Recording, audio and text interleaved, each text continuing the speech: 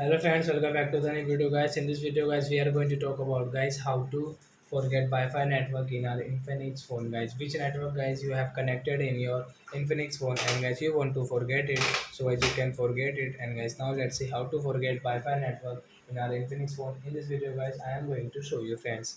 So before starting video friends, first of all go and subscribe my channel, click the bell icon. So guys, now we will have to on guys our phone setting first of all. So guys we will on it, then guys you can see your Wi-Fi setting. So guys we will click on our Wi-Fi setting.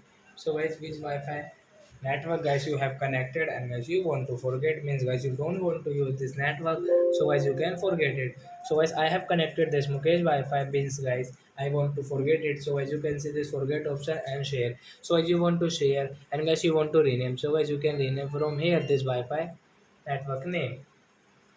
So as I want to forget it, so I will click on this forget option. Then guys I cannot use guys this Mukesh Wi-Fi. So if I use guys, so I have to enter password again.